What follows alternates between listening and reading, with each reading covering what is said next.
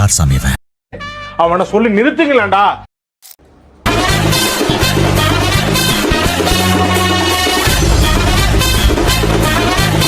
அட கட்டி தீனி. விஜிதா சொல்லுடி. உங்க மேனேஜர் மேம் கூப்பிட்டாங்க.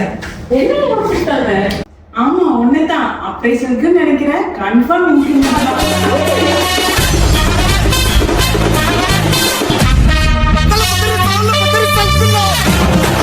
A few moments later.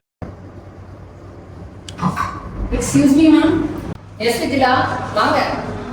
Ma'am increment போட போறீங்கன்னு கேள்விப்பட்டேன். உண்மையா மேம்? நீ கிளிக்கிற கிளிப்புக்கு இன்கிரிமெண்ட் வேற உனக்கு. உன்னை வேலையை விட்டு தூக்க போறேன் பாரு.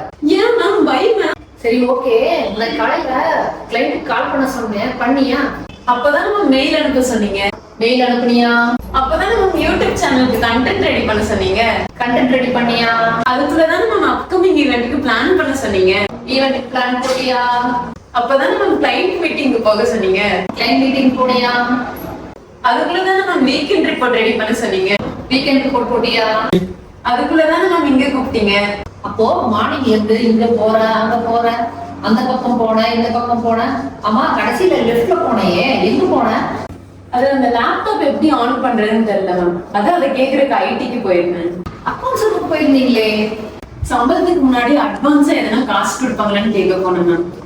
ஜெராக்ஸ் மிஷின் கிட்ட போய் ஏதோ மேம் அண்ணா பொண்ணுக்கு ப்ராஜெக்ட் பண்ணணும், +2 வேற, வெளியே எடுத்து ரொம்ப செலவாகுது மேம். அதான் இங்க தராம இருக்கேன் மேம். கொஞ்சம் முன்னாடி வெளியில வேகமா போயிட்டு வந்தீங்க. மேம் 80ல இலவச நீர்மோர் பந்தல் போட்டிருந்தாங்க மேம். போய் ஒரு கிளாஸ் குடிச்சிட்டு வந்தேன் மேம். ஆக மொத்தத்துல ஆபீஸ்ல நான் சொன்ன எதுவுமே நீ பார்க்கல. உன் பர்சனல் ஒர்க்கத்தை ஆபீஸ்ல வச்சு பார்த்துட்டு இருக்க. இந்த லட்சணத்துல உனக்கு அப்ரைசல் வரை கேட்கிற நீ